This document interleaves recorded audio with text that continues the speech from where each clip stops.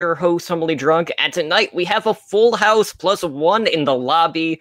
We have all four of the co-hosts, as well as the man behind High Noon Fantasy, that being none other than our guest tonight, Soul Drink. Soul Drink, thank you so much for being with us here tonight, a day after the launch of your Fantasy Overwatch League service.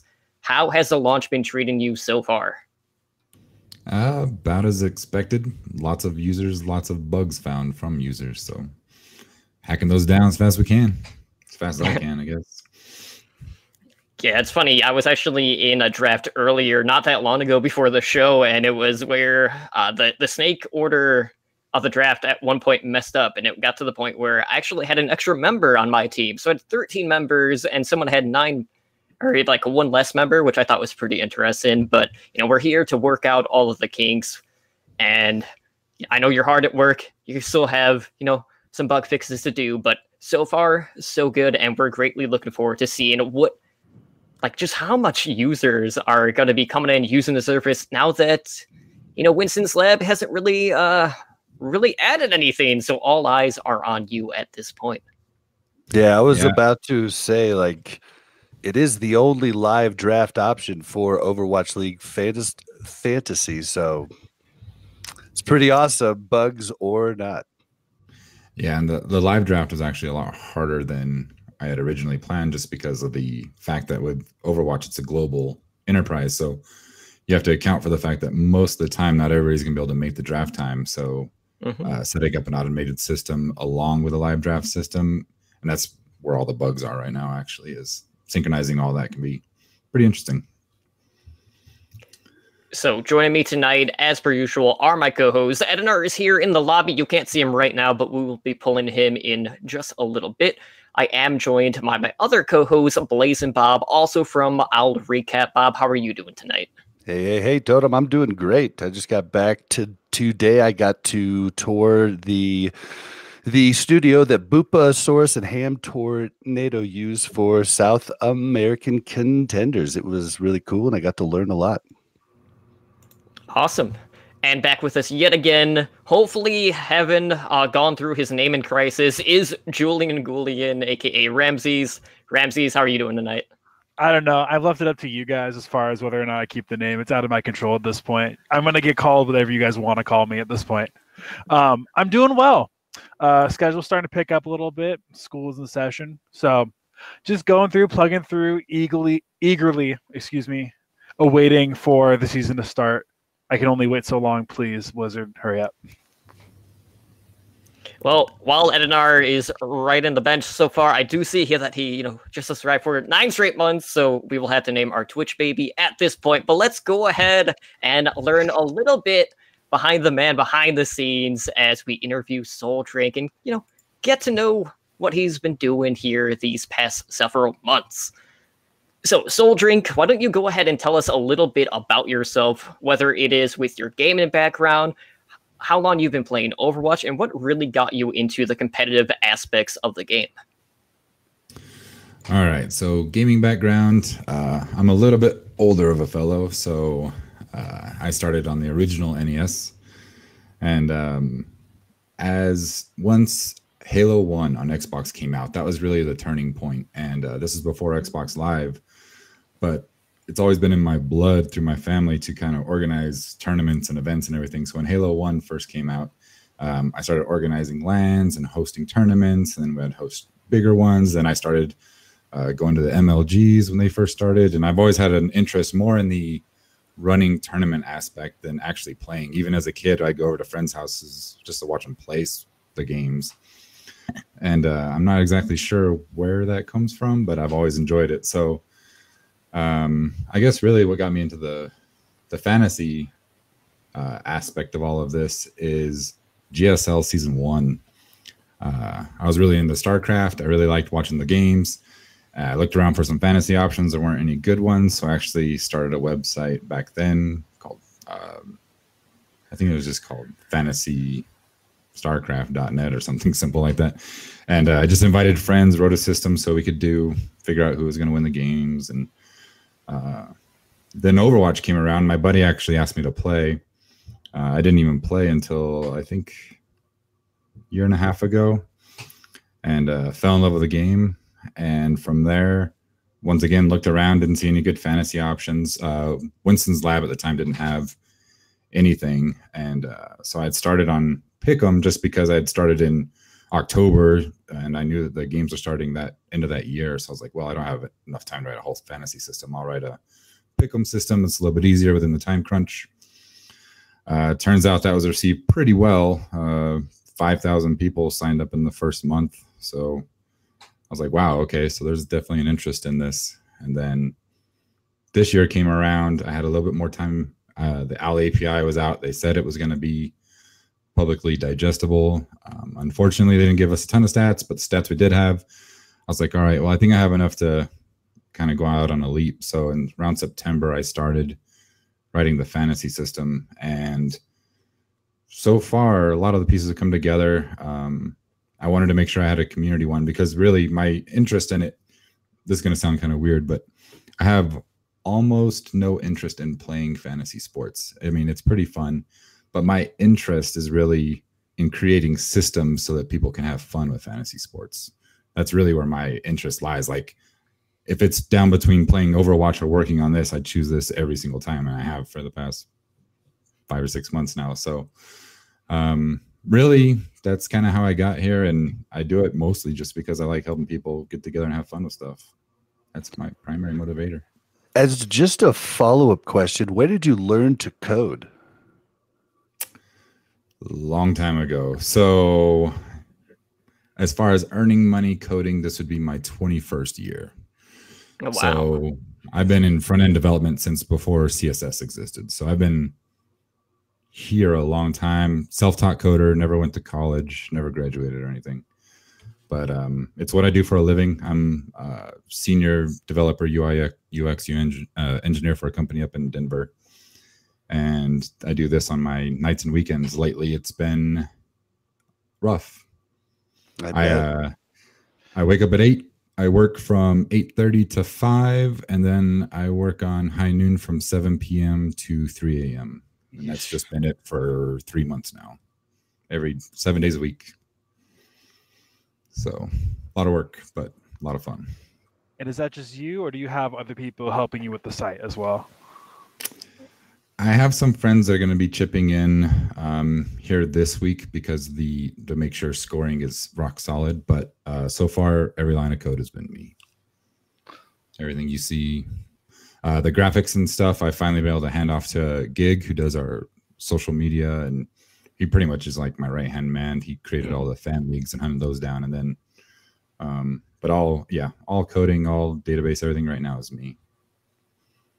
It's very impressive. And I've actually been talking to Gig quite a bit over the last few days leading up to the launch. You know, he didn't hook us up, but, you know, he already knew that I pretty much knew what was going on based off of the fact that, you know, we were really one of the more prominent leagues going back to the original Pick'ems here in this last season. But again, from all of us, thank you so much for putting in the countless hours and just the amount of dedication that you've shown to give us another fantasy option at a time where we really didn't know whether or not we were going to have Fantasy Overwatch League going into this next season, just because there has been a lot of radio silence from the Overwatch League at this point. You know, early on, they were all like, you know, it's in the pipeline, but we don't have any sort of ETA. So to have, you know, the community coming up and actually coming out with some really great systems is so great to see. And I know if the Pick'em was any indicator of what, you know, this current system is going to have in place, I'm expecting, you know, some pretty flourishing results for you yet again, and a lot of traffic coming your way. Yeah, it was 3,000 people the first 24 hours. So I think there's a really good chance that we can make something really good for the community here. Really, the best thing that can happen right now is people get more and more feedback, more and more ideas, because though my list is ginormous, it still helps to kind of hear what the community wants, because that's seriously the only reason I'm doing it is for the community. I've been in talks with a couple of people from Blizzard just to see what I can find out, like if they're going to give us any more stats or anything. Like you said, it's been pretty silent. Captain Planet and a few others, just you can tell they're under NDA when they talk to you, so it's really hard to get some of that information out of them. Yep. When I talked to him, he's like, I can't tell you that. I can tell you that. Exactly. So He is pretty funny. Cool guy. yeah. So I want to go ahead and go back to basically the first year that you were doing this with Pick'ems, because that was your first time really venturing into that. Did you kind of run into any problems that you were maybe unhappy with at the time with that system that you had in place? Because I know you kind of went through a couple of different things when it comes to map score, where we had kind of the drop down menus, and you could have really high scoring matches that didn't necessarily always come into play. Yeah, so it was a really weird situation when it came to choosing map scores and we had to actually do a lot of internal testing, but there's ways of even tying on escort maps and hybrid escort maps, and even escort maps themselves you could tie if it was done right. So we were like, well, we should cover all the permutations. And then as we dug down that hole, it was like, well, this is way too complicated. And since my goal was building community, the more complicated something is, the fewer people can use it, the smaller that community is going to be. So I ended up gutting a lot of those features, going more basic. I was even going to do just 2 options of close game or sweep. Those are going to be your options, Mm-hmm. And but what we settled on ended up working pretty well, but I used it to kind of learn a new technology stack. And because of that, there was a lot of growing pains with scoring in the database. You probably noticed we wiped scores a few times, and there was a lot of learning involved whenever it came to being the first one into that territory. Yeah, and I know you had to help me fix my league a couple times. And I remember you being like, "I will fix it when I get home," but I have to go in and change the code and search it down. And so, I mean, you were just really working hard. Yeah, to the wife, Overwatch is kind of a profanity right now, but oh man, I know one of my favorite feature you added in midway through, or maybe it was a little earlier than mid, but you could choose one set of pick'ems and then apply to all leagues. That was the best option ever, because I remember having to go through and do them all. Yeah, and that was another one that I implemented, and then when I first implemented it, we didn't have enough time to do the testing, and something terrible happened. I don't remember what it was, but we ended up having to disable that. And I think we were able to bring it back towards the end, but the first attempt at that would wipe everybody's picks, and it was just terrible. And we eventually got there. All right. Well, let me go ahead and let me pull in Ed, who's been kind of sitting in the lobby. So I'm going to shuffle people around really quick. We'll get Ed in here. So Bob, goodbye for now. Let me pull Ed in here really quick, and Bob can go troll chat or do something. He'll figure it out. But let me grab Ed. All right, Ed is coming in here now. How's it going, Ed? Welcome back. I'm doing fandiddly-tastic. I'm here. I'm alive. I had a good week. We can get past all of that fun stuff. So I'm just excited. I'm excited to have Matt on talking about all this stuff and learning the ins and outs and how much work he's put into this, which is insane. Mm-hmm. And I love the fact that you did it. But when you said, I don't know, you don't really play fantasy sports, I was like, whoa. That's probably the craziest thing I've heard. The very first time I played fantasy football was actually this last season, and that was only for research purposes to figure out the ins and outs into how to create this system as best I could. All right, fair enough. Even growing up as a kid, I never had favorite teams in any sports. I loved watching them. I played baseball for 15 years, but I always just had players, which you'd think would be ideal for fantasy. But I always just liked players. I never had any allegiances to teams or anything. Even right now, I'm sporting the generic as opposed to a team just because I love the sports themselves. I've never really been a specific to a team or. So basically what Matt is saying is he doesn't want to see any team go 0-28. He wants everyone to do good and not have a winless season. No, to be fair, 0-28 was the only way they're going to get fans, so it was kind of perfect. I mean, the thing is I'm the opposite. I want all of you a-holes to go 0-28. Every single one of you. I want to lose every single match. when coming up against me. That's all I want. I just want a clean 500 record. Oh, you're shooting for the C average? You're shooting for a C. Okay. Good enough. Put you on the same level as Bob. Yeah, Bob so basically, at that level. Basically, anything below that, he'd be in Mayhem Academy territory, and he doesn't want that. He wants to at least get the 500. Well, he's already an Outlaw fan, so he's already below 500. This is also true.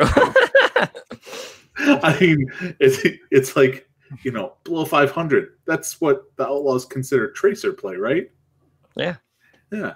Hey, so our just Diva, non-existent. our Diva D-Max are the best in the league, and you know it, Ed. Yes, you guys, I will give you that. The Houston Outlaws have the best baby diva in the league. I don't know if that's something to write home about, but at least you can tip your hat to baby diva. Yeah, This is true. Well, getting back on topic here, Soul Drink, we do have 3 different formats when it comes to high noon fantasy. So let's first start off by what initially got you into it, and that was with the pick'ems. So kind of looking back at the original system and what is currently in place now, what sort of changes have you made to the pick'em system going into season 2? So originally, since pick'em was the bread and butter, it got a lot of attention, and we were able to do a lot more with it. I mean, it was actually really technically complicated on the back end. It didn't seem like it on the front end, but to keep track of trends and history and picks and stats and all that stuff, it took a lot of man hours just to do the pick'em. And I knew coming into this that fantasy was exponentially more difficult than just picking a winner and a score and map scores. So with that in mind, I opted to do 2 major things. And one is really simplify the pick'ems to more traditional sports pick'em, where you just pick the winner. And the second one being, instead of having per league picks right now, it is a global pick. And the reason for that being, then that drops it down to one database table, which is cheaper, easier to maintain, all that stuff. Since I'm losing money on the site, I might as well lose as little money as possible. It's really what it came down to. Yeah, so like I had a couple questions. Like, so what made you? So you said it's the ease of, you know, doing the global pick'ems and stuff like that. Now you said that the pick'em is kind of like the, okay, this was my bread and butter beforehand, and then you started concentrating on fantasy. What made you switch over? Like, what was the deciding factor from going from the pick'ems over to fantasy? Like, because you started with the pick'ems. So this kind of harks back to earlier when I said I was about building communities, and pick'em is pretty good for building a community, but we could see through numbers and trends on the website that the interest would wane pretty quickly. Whereas with a fantasy system, it's kind of better to keep people engaged in the system, where they're going to be looking around, researching players, trying to get their best roster for that week. But I only wanted to make the switch if I could also come up with a methodology that allowed me to have the giant communities, because my favorite thing was creating like hubs for you guys, like with podcasts, so you could have your whole community in one area. You could all talk to each other. You could all pick and compete against each other, give away prizes, stuff like that. So once I came up with the fact that if I did the scoring correctly, we could have unlimited leagues, which I think we'll talk about next. But with unlimited leagues, then I can have both worlds. I can have it where it's giant communities, but I can also let people kind of pick players and brag about those teams and specificity. So I just thought that'd be more enjoyable. Okay. So that was kind of the reason I shifted the focus from pick'em to the fantasy level, really. Yeah, and you streamlined it by, you know, like you said, not adding the map scores and just doing the simple, you know, you get 1 point for a win, no point for a loss. You know, it just kind of makes it very cut and dry and something that everyone can just understand by playing. It doesn't have to be like, okay, well, I'm going to pick, you know, the 2CP lull maps. You're just like, all right, how do I go about picking a 12 to 10 map? Like, it's one of those things. So you just simplified it. You win, you get a point. So it's very simple, and I love the fact that you guys added. So you have the leaderboard, obviously, for the league you're in, but then you have the global leaderboard. so you can see like how you pair up against everyone else who's playing Pick'em. So at the end of the season, there's going to be one person who is going to be able to talk the most trash to everyone else.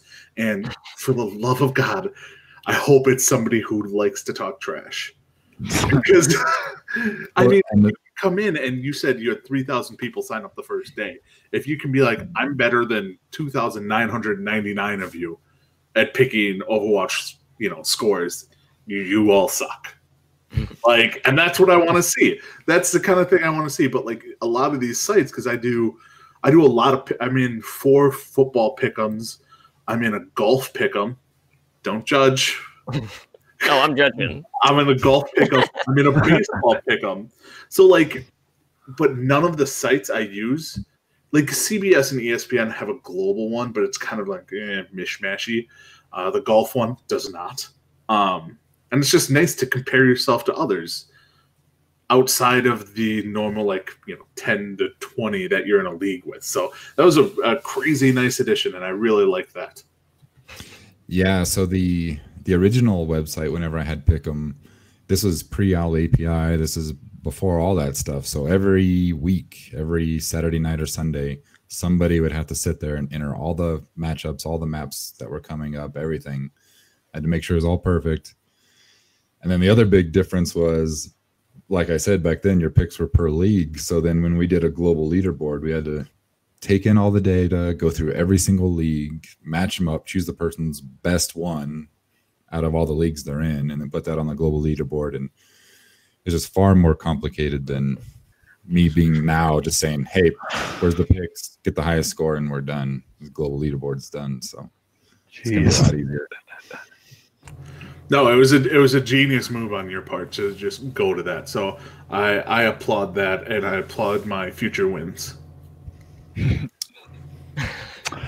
Well, we'll see about that, Ed. I will say, though, when we went to the stage 4, when you joined really late, you were making a lot of progress despite, starting 3 stages behind everyone. So I really enjoyed having to wait that long in order to find someone that was at least close in the pick'ems to me. So I thank you for that. And hopefully, now that you're in at the start this season, it'll be much more even throughout, and together we can trash talk Spider's poor performances as the season progresses. Because there was a situation where Spider was so far behind, he would basically have to pick the right upsets, and then he just got to the point where he just always went for the upset, which was only further digging the grave that he was in at that point, which I thought was even better, because then it only added that much more trash talking on top of what was already happening on our podcast network at that time.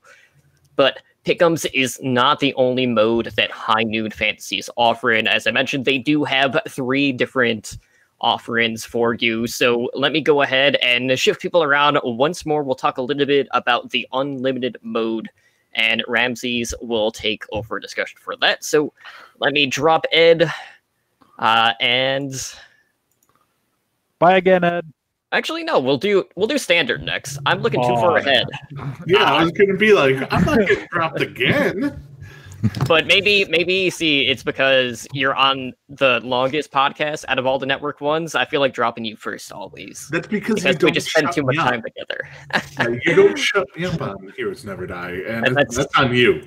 That's clearly what it is. But anyways, we'll bring in Bob. We'll talk Standard League, which is one of the main focal points for High Noon Fantasies. That's probably going to be the most popular one, at least if we're talking about drafting. So let me pull Bob in. Ramses, we'll drop you down the lobby real quick, and we'll see you in just a little bit.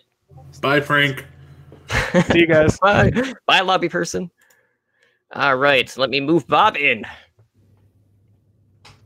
And Bob is back. All right, Bob. So we have standard formats and all of those offerings. And I know this is going to be one of our primary ones because this is the draft mode. So what is it about the standard mode that you're most looking forward to this upcoming season? Talking to me? Oh, I'm looking forward to being able to see stats on the screen and being able to calculate my points easily. Mm-hmm. As opposed to Winston's Lab, where it was like you'd lose points for the first death in a team fight, and who was putting those stats in? I mean, geez. But yeah, so I'm looking forward to that, and I'm just looking forward to winning. It's what I do in fantasy, whether it's football or Overwatch. I did a lot of winning last year. Well, needless to say, not all of us can win, and someone is going to be on the short end of the fantasy showdown between all the Overwatch League podcasters. And, one of the dilemmas that we're kind of in right now is the fact that for a while we thought, like, okay, we might actually be having, like, a smaller roster size, but bigger leagues overall. But that's not actually the case. We're actually having to drop down to the league size of 10. And I know, Soul Drink, you did a lot of testing when it comes to the roster sizes, how many users you can have per league. So what was the findings that you did through the alpha testing period when it comes to the standard fantasy option? Yeah, so originally we had we were allowed 12 men in a draft, and then we had 9 players per team drafted, which basically at the time would let you have 6 with 3 sitting. We found out that was pretty cramped, and then it just didn't feel like you actually had a bench. You didn't feel like you could build a team correctly. And when we expanded it to 12, it felt a lot better. But then you have the issue of 12 times 12 being 144. So the player pool was just complete garbage left over. And we wanted to make sure that we could ensure some action in the player pool to keep things interesting. So if you do 10-man leagues with 12 players, it's 120. So basically you have a third of the players sitting in the pool at all times, which leaves the top of the pool kind of interesting, keeps things kind of moving. But at the same time, you feel like you have a pretty good sized team. And then 10, nice even number, just seemed to work. So that's pretty much how we got to the determination of that. Worked a lot actually with the foul play guys and did some drafts with them and just got some really good feedback from everybody. And that's kind of what shaped it, was pure numbers. Yeah. So I'm going to blame foul play when we have to partner up to make that 10 cut, because I don't want to kick like any podcast off out of all of our invited guests at this point. So I'll be sure to blame Deathblow moving forward. Deathblow, yeah. Deathblow, I mean, very opinionated. He's definitely got his opinions. I mean, it's only right. I mean, he's the most opinionated, but he's going to be coming in dead last. Mm-hmm. So good luck with that. Good luck with that, my friend. I mean, against him in a lot of leagues. That was last year. It's a new year. Taco won a championship in the league on FX. If Taco can win, Deathblow can win. All right, so I did talk about how I'm excited for the points and scoring system that you have put in place, but why don't you tell everybody who doesn't know the scoring system what it is? All right, so the scoring system we wanted to keep simple, something that you could do in your head if you had to, and that is half a point for every elimination, and then 1 point per 1,000 damage, 1 point per 1,000 healing. And it doesn't matter what they do and what, you just combine it, and that's how many points they get. It is carried to do 2 decimal places. So if they do like 1,670 damage, then it's 1.67 points. We do that because Blizzard actually carries it, I think, to 9 decimal places or 8 decimal places. So we're just going to combine all of that and then spit out the answer. Should be pretty simple. Nice. Now I know you do have plans to possibly add in damaged blocked later and an option to either not use that when it comes in or use it. You're basically just waiting on the API for that, right?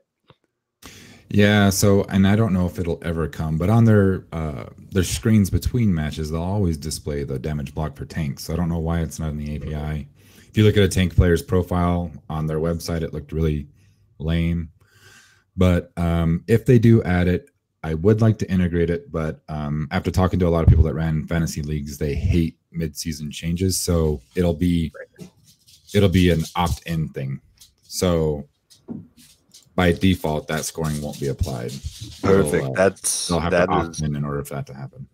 That is the way I personally feel that it should be, because I don't feel you should ever change scoring in the middle of a season. But that does lead me to my next question. Speaking of APIs, where do you get all of these stats for the actual site?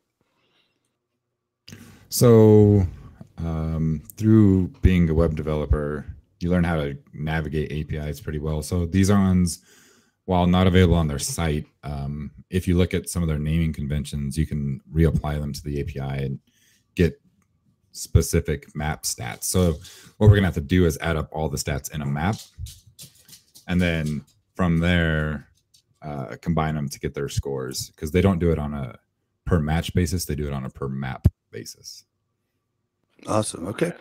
Well, now to my final question that really is very important to me. How will the waiver wire work? And in like other fantasy leagues, you could have it to where someone could pick up anybody at any time. Sometimes you put your picks in and then it all goes through like 2 a.m. on a Wednesday morning. And usually it goes by the worst person in the league gets the first crack at a pick. How are your waivers going to work? So yeah, it is going to be a waiver wire that triggers on Monday morning, and it is going to be the inversed position formula. So like the person in last place gets first pick, first priority on the pick, and so forth. It's going to calculate that by their record first, and then points as a tiebreaker. So if they have the same records, but one person has worse points, then they'll still have priority on that waiver wire. Awesome. So, and then the waiver wire will close down at the start of the first match of the week, or the open pool trading. Awesome. That's exactly the way I run my fantasy football league. So that's awesome for me. But how will it work to actually put your pick in? Like, will there just be a waiver wire section? Yeah. So what's going to happen is it's going to show the pool of available players, and you'll be able to just basically say, I want this player, and who you're willing to sacrifice for that player. Like in fantasy football, you can kind of toss your players into the pool without doing a specific one-to-one trade or anything. But the way my system's going to work, I'm going to require you to say, this is the person I'm sacrificing to get this person out of the pool, kind of thing. Cool. Okay. I actually have a question. So do you guys, because you mentioned it in the rules on your standard league, how do you guys handle trades in season? Like, how does that all work? All right. So this part seems to be confusing when you type it out, but I think if I say it, it won't be that confusing.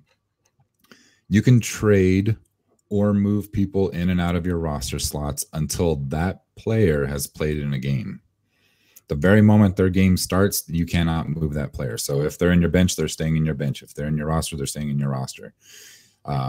If you haven't traded them, then you don't get to trade them yet. Like, that's just the way it works. Trades do lock and release on the start of the first of that player's match. So if the player's involved, we are going to remove that trade. So middle of the week just doesn't get to take away your player from your slot and you have an empty slot kind of thing.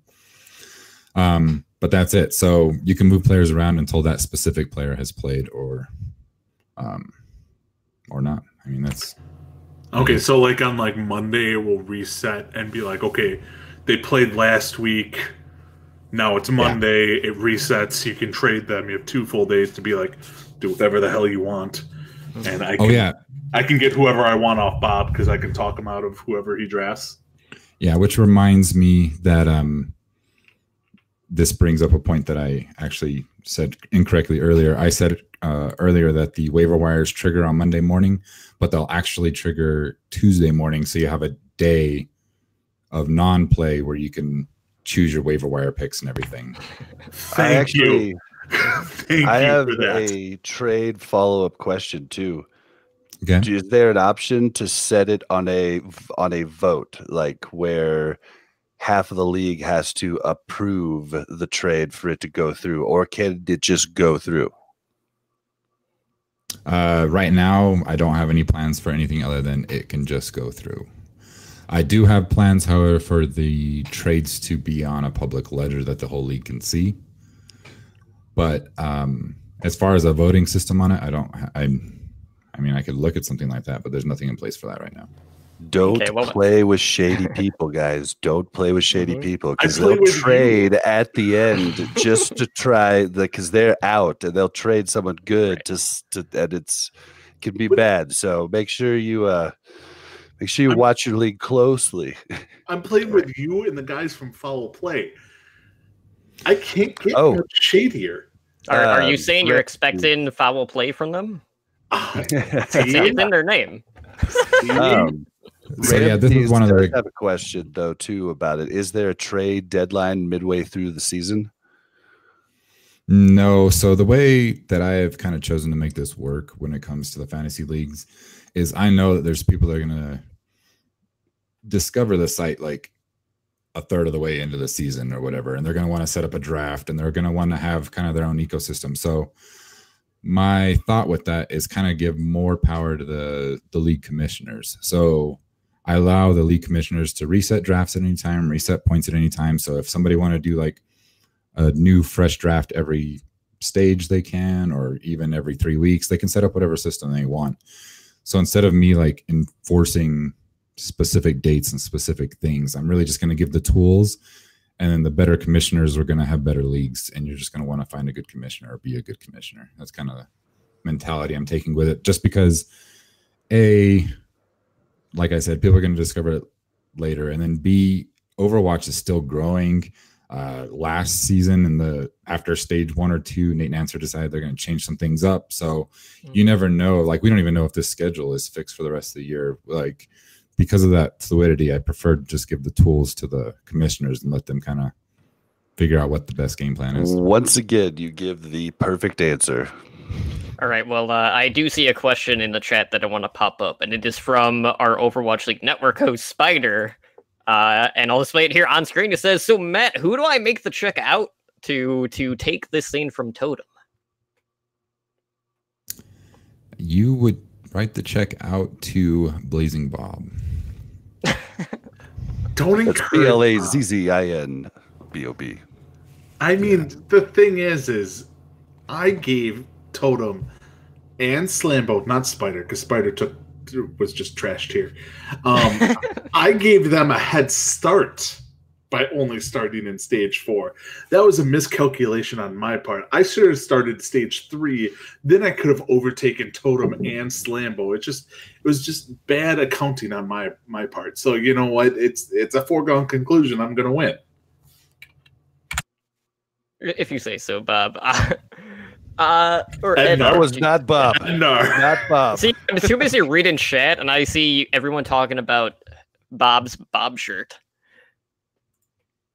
Throw me off. But anyways, okay, so that is the standard mode. We also have another mode, and that is the unlimited mode. So we're going to go ahead. Ed will drop you down to the lobby real quick. We'll be Ramses up, or Julian, you know, whichever nickname he's going to go by this week. So unlimited is going to be one of the new modes that are going to be offered by you for this season. So let me quickly move people around, and we'll pull Julian in here.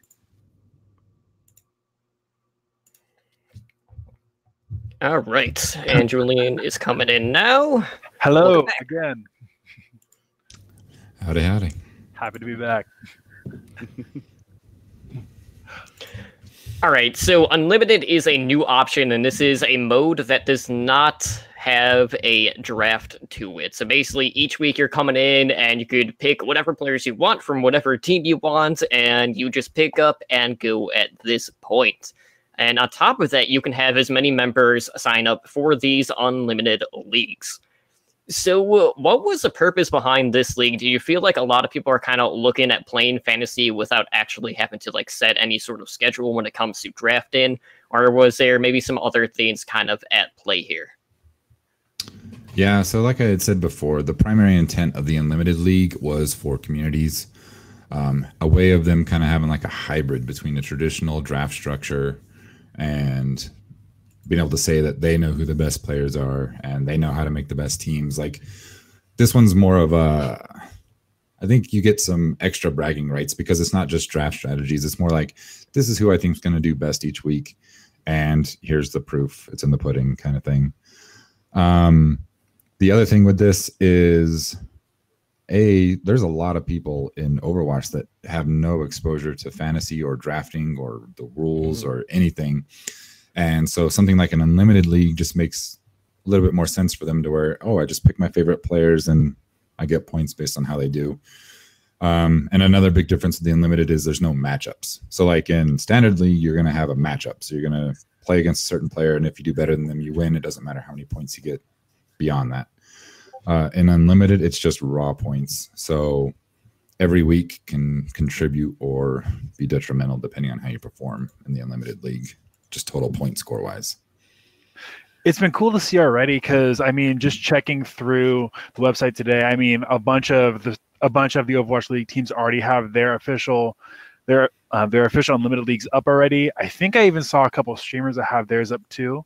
So I think it's a format that a lot of people may not be necessarily familiar with. I guess it's not what comes to mind for a lot of people for fantasy sports, but I think it's going to be really cool and let a lot of people. It's going to be a good exposure for people who may not have the friends to be in their own individual league or may just know too many people to put in a league by themselves. Speaking of it being unlimited, I had a question. So you're saying that there's no matchups, that there's no that each person's in charge of the individual team. Is there going to be any way? So drafting and trading in this mode are 100% gone, correct? Yeah. So we are responsible for our own failures 100% of the time, correct? Correct. That's kind of the thing, is like, it's not like you got sift in the draft. You just didn't know which player was going to do better. So when Ed loses again, he can only blame himself this time for his last place finish. Mm-hmm. Correct. All right. And also, I know with other services, there's the option to run this as a weekly league where you just bring in a fresh crop of people every single time. Is that going to be an option this time for weekly leagues, or are we just keeping it to a season-long format? So with the unlimited leagues, they're going to be allowed to reset points at any time. There's no point in allowing them to reset the roster because it's unlimited. But they can reset the points at any time, and that, like, it goes back to the previous question where what I was planning to do, and that's just give the power to the people running the league. Because in the Pick'em leagues last year, Shock had an official league, but they wanted to run weekly competitions, and they had to do that manually. So I figured this time, if I allow them to reset the points, they don't have to rebuild the community. They don't have to re-ask people to join. They just say, hey, every week we're resetting points, and best one at the end gets a jersey or whatever they want to do. So that's kind of the game plan, is just hand it off to the league owner and let them dictate via the rules how they want to do it. The vibe I'm getting across all these different leagues that having a good commissioner is going to be really, really valuable.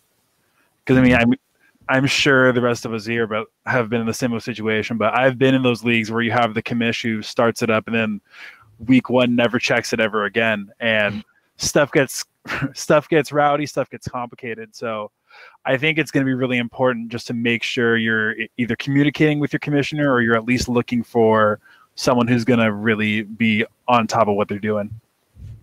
Yeah, and we do have the tools in place. So if you hit up a mod on our Discord, and because your commissioner abandoned or is not there, we have the ability to reassign commissioners and everything. So if anybody gets stuck, then just hit one of us up and we can move it around and help you guys out.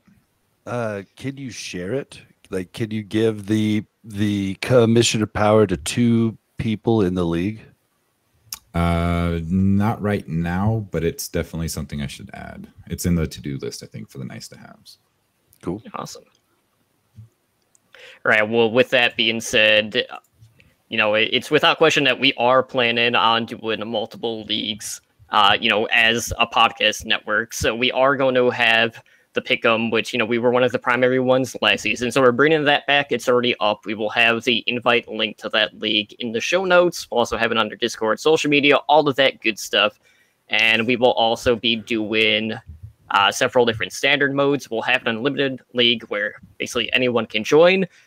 So, you can join in, try to get any sort of bragging rights you can over the 7 different network hosts, and we'll see who's going to have the bragging rights amongst the hosts, because, that was a pretty prominent thing that was brought up time and time again throughout that. But we hope everyone's going to sign up. We will have prize announcements for our leagues here probably within the next week or so. We might not go as hefty this year, primarily just due to last year I basically funded all that out of pocket, and we gave out a ton of merch And it was really costly on my end, so it's not going to be as much this year, but we'll still have some really good prizes. And who knows, we still might have the best prizes out of all of the featured leagues, so stay tuned for that. But with that being said, don't forget, guys, on Friday night, we have our Fantasy Showdown draft. This is a draft that will be taking place between our podcast, the guys over at Foul Play, and several other Overwatch League podcasts, and that will be streamed live on this channel this Friday night at 7 p.m. Pacific time. So the plan is we'll probably have everyone just, hop into Discord. We'll have a lot of trash talk going on. You can see which podcast hosts are buddying up, all of that good stuff. It should be a good time, and I'm greatly looking forward to just the amount of trash talk that is going to ensue from this, because there is a lot at stake for all of us, because we need to back up all of the talk. We need to back up our claims, and we'll see who is the true Fantasy Overwatch League mastermind behind all of this. Ed's going to be in heaven. Yeah, and do you mind if I talk about one last thing here? Absolutely, Matt. Go ahead. All right, so we talked about everything it has. I figured I should talk for a minute kind of where I want to go with it. So right now I'm in obviously bug fixing mode. Found a lot of bugs to the launch and everything. But after that, what I want to do is really ramp up the stuff to enable shit talking. I mean, it's really an important feature. And we're going to have like high noon specific leagues where by winning those leagues, you're going to unlock specific emotes that you can use in trash talk. I do plan on bringing a ton of OWL and other emotes into the chat for trash talk. We're going to be having trophy cases and all kinds of fun stuff to just kind of facilitate this whole, you're accomplishing something, you're doing well, you're winning things. And also on that note, anybody that has any type of community, you can have a featured league. That's the only requirement, is you have some kind of community that is helping grow the sport. So anybody out there that has a podcast or a YouTube channel or even Reddit sub community, anything that they want, just hit up Gig and we'll get you a featured league going for sure. Sounds good. So now would be a good time, guys, if anyone has any sort of Fantasy Overwatch League questions, to go ahead and post them in the chat. I could always pull them up on screen so everyone can see them. Matt's here to answer your questions, whether it is his system specific or, just in general Fantasy Overwatch League, or any one of our hosts can take that as well. But, so much has been going on with, there's been a lot of talk about preseason. We still don't have like an official date for that. So it's going to be a bit of a shame if we can't do pick'ems for that, just to kind of like get a feeler for like a trial period for the pick'ems. So that reminds me, okay. When it comes to the preseason games, more than likely that if it is getting factored in, the only way I'd be able to factor it in is if I did a wipe afterwards. And I don't know if I want to do something like that. But I do know that the preseason is what they'll be using to seed the stats on their website. So after preseason games have happened, when you do your drafting, you're going to see what their average points are. So you'll have like a score ranking for all the players on the site after the preseason games. So just keep that in mind. Like if you want to host your big or official draft, whenever the preseason games gets announced, shortly after that, the stats will be on the website, and as well as their fantasy score in alignment to how they played. So just an idea that you may want to hold off on your official draft until they've announced the preseason games. That's if they happen, because everything at this point has all been rumored. Like we heard this weekend, but we still don't quite know. I do know like Achilleos, when he got announced as one of the new Overwatch League casters, kind of let something slip that like he's going to be casting something like the day before the season starts.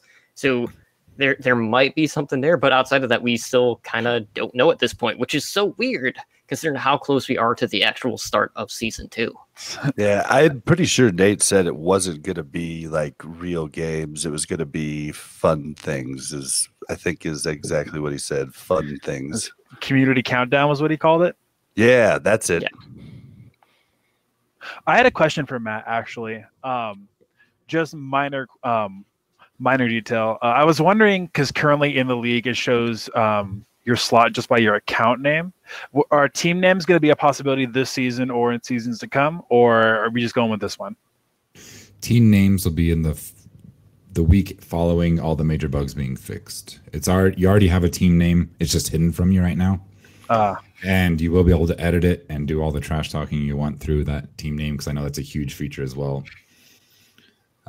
So yeah, the team names are already implemented, but it's kind of a technical reason, but it's because we use a flat database structure, and the way team names get imprinted, we need to make sure that when you update it one place, it updates everywhere. And after I have that solid and in there, then we'll be ready to go with those team names. Awesome. Oh, sorry about that. I was just gonna say we do have a couple of questions in the chat. They might not all be Fantasy Overwatch League related, but I'm gonna throw this one up anyway. And we see Choice Plays asks, "What's Soul's fondest memory hosting a Halo 1 LAN tournament?" So my fondest memory is probably I had a group of friends here in Albuquerque, and they were good at Halo 1. Close to pro level, not quite pro level, but they were really good. And we had a team come over from Arizona that thought they were all that. And this team came over, and it was in Prisoner, so it's 2v2 Priz. And they lost 50 to -1. And the amount of trash talking that went down was just magical. Head in our proportions. There's a question that says, who's Soul's favorite Overwatch League team? My favorite Overwatch League team, if I had to pick one, it would be Boston. Now, for a reason that most people aren't going to have their favorite team be Boston. My favorite team being Boston would be twofold. One is Mr. Bleeple being a huge part of season 1 for Pick'em, and 2, like I said, GSL season 1 was the reason I kind of got into fantasy stuff, and Huck was in GSL, and so just through that tie to Huck would probably be the reason I'd go with Boston. Okay, I do see a couple more questions. I'm gonna go ahead and pull this one up. Generic says, "What do you think is the weakest position to draft first right now?" All right, so I feel like this is probably a better question for our hosts. I know a lot of us are always drafting flex first, but is there any position where you guys feel like is a weaker out of the options out there right now? DPS last. DPS last. I gotta agree. Yeah, it's hard. I think, in my opinion, you want DPS close to last, but tank is hard because since it's hit point exchange without blocking damage. Yeah, I guess you would want to draft tanks first for that. Well, at the end of the day, GOAT's meta, Ryan and Zarya could be the number 1 and 2 damage. Yeah, we say it's a GOAT's meta, but they're still evolving those tactics with Reaper and everything right now. Right. At the end of the day, though, when you kind of look at the field of the players available, the flex DPS and flex supports, at least last season, were some of the primary point scorers. And we're expecting a lot of the same here. And when you also kind of like look at the DPS landscape, there's a lot of good options this year. Obviously, there's a huge influx of DPS players, a lot of stellar talent out there. So the amount of viability when it comes to the people that are going to be producing points is going to be a lot more even kind of throughout the field when you compare it to some of the other positions at play. So that's why traditionally we've always gone towards favor of looking at DPS last. Maybe not necessarily like less altogether per se, like on your roster, but you know, it would be like the last position out of the field. Well, and they come in and out so often too. DPS do, like DPS, or they have a larger pool, so usually you have, most teams have a few of them, and they don't play every time, and oftentimes tanks and supports are in every game. And so playing is the most important thing. Yeah, it's like who's shot gonna start with on DPS? Same with I'm staying away from those DPS. No idea. Yeah, I think right now, especially with the formula being what it is, anybody that can deal damage and heal at the same time, like Zenyatta players, Brigitte players, like all those are just going to be strong. And did you just say something about Reaper? I think Totem and I had a conversation about Reaper just the other day. We did, and I still have not looked at the meta report, but I have been seeing some positive uptake, so I'm really curious to see how exactly it's going to evolve. I do see Choice Plays asking about that damage block stat when that does get implemented. How do you foresee the point system working with that? Is it going to be a similar system to what's already put in place at this point? Exactly the same. So the thought going into the formula originally was, if you remove all the bullshit from a game of Overwatch, really the team that is removing the most hit points should be the team that's winning, or the team that's healing the most hit points should be doing really well. Like, the player is made of hit points. If they lose them all, they die. So I really wanted hit points to be kind of at the core of the formula, and damage blocked is preventing hit points. I know there's a lot of times when somebody will throw down like an Orisa shield and they get shots around the corner, and it's not necessarily, or they're just charging ults, but I would treat it exactly the same. So just be 1 point per 1,000, just like everything else. All right, sounds good. Well, I know we are starting to run a little bit long, so SoulDrink, I want to thank you again so much for coming on. I know this is a hectic period for you with everything going on with the launch of High Noon Fantasy, and you got a lot going on in regards to the bug fixes, but we definitely appreciate you stopping by, answering our questions about the systems put in place. And I know a lot of us have been plugging High Noon Fantasy time and time again on our social media. That's not going to change. And with so little systems put in place right now, it's awesome to have, just one spot where all of us can kind of flock to. So definitely get the word out there, tell your friends, invite everyone to your unlimited and your pick'em leagues, and let's see how far we can actually take this for SoulDrink moving forward. Yeah, thanks everybody, and like I said, just keep the feedback coming. I will die trying to make this better, so any and all feedback is welcome.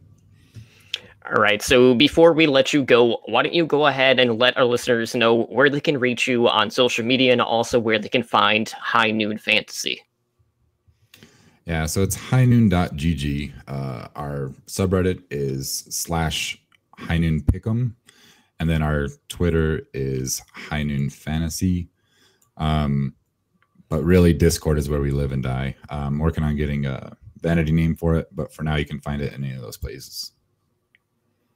All right, sounds good. So with that being said, SoulDrink, thank you again so much. I'm going to go ahead and drop you down to the lobby real quick. We'll bring Ed back up, and we'll go ahead and close out the show. So I'm sure we'll be in touch, obviously, on Discord, and I'll let you know who gets a better deal out of the draft for the Fantasy Showdown. And, we'll see the shit talking commence at that point. So let me drop you down. I'll bring Ed back up, and we'll go ahead and close out the show for tonight. Thank you so much. All right, we are bringing Ed back up. Hello. Welcome back, Ed. It's been long time no in the see. Dungeon. I know you've been just doing this the whole time. Oh, yeah, no, I was going. I'm like, okay, I'm gonna feverishly talk trash to Spider. I sent a tweet to Deathblow to talk trash to him. Like, it was going well. All right. Well, guys, we have a lot of stuff going on with Owl Network. So, Bob, why don't you go ahead and let them know where they can go ahead and find basically like just a giant content hub for Overwatch content? You can find that over at Overwatch Recall. You can find a listing of several Overwatch League, and Path to Pro podcasts over on our website at owln.com/OW Recall. Episodic listings are released every Sunday night. To keep up to date with the podcast scene, follow Overwatch Recall on Twitter at OW Recall. All right, and with that being said, we have so many different ways where our listeners can get a hold of us. So, Edinar, why don't you go ahead and let them know how our listeners can contact our show? All right. Well, you can reach us through email, and that's at contact@owlnshow.com. We do have a website, and that is www.owlnshow.com. We are on YouTube as well, and we're at youtube.com/c/Overwatch League Network. We are on Discord, so come join us on Discord at discord.me/OWLNshow. We are streaming presently live on Twitch at twitch.tv/OWLN show. We are a Twitch affiliate, so help support the show by subscribing to our channel and earn our network emoticon. We do have Amazon Prime, so if you have that, sign up to be our sub. That'd be awesome. We do stream fairly regularly. So Monday nights, we have the Overwatch League Network at 7 p.m. Pacific. On Tuesdays, we have this show, OWL by the Numbers, at 6 p.m. Pacific. On Wednesdays, we have the show that me and Totem host, Heroes Never Die, and that's at 5 p.m. Pacific. And then host streams will usually be on Thursdays and Fridays at 7:30 p.m. Pacific. It's a lot of stuff's going to be weird coming up here with the season starting, fantasy drafts, all that fun stuff. So keep an eye on the Twitter sphere for that. We are also on Patreon, patreon.com/OWL and OWL Network. So we recently launched our network's Patreon page for those who want to support our Overwatch network even further. Tiers start at just $1 a month. So any help you would love to give, we'd be much appreciated to help us out to bring you better content. And, you can reach me personally and on Twitter at Ednar Overwatch. Totem, where can they find you? Well, I'm over on Twitter at Really Drunk CTR. And of course, if I'm live on our Twitch channel, it's going to be at this one, not my official one, but twitch.tv/OWLN show. Bob, where can our listeners get a hold of you on social media? You can find me weekly at Al Recap, or you can find me on Twitter at Blazin_Bob. That's BLAZZIN_BOB. What about you, Ramses? I am everywhere at QUEZ_Julian on Twitter, Instagram, all those places. Same handle. All right. Well, with that being said, guys, I want to thank everyone who has been hanging out with us tonight in Twitch for our live show. We definitely appreciate everyone stopping by tonight and, having Matt on to answer your questions on High Noon Fantasy. But with that being said, we're going to go ahead and close out the show. So again, you have been listening to OWL by the Numbers. This has been episode number 3.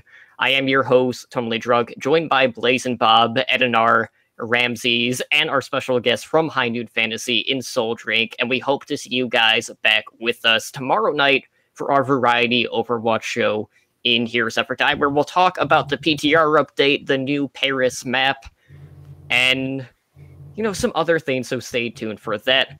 I hope everyone has a good night, and we will talk to you soon. Take care. Bye, guys. Adios.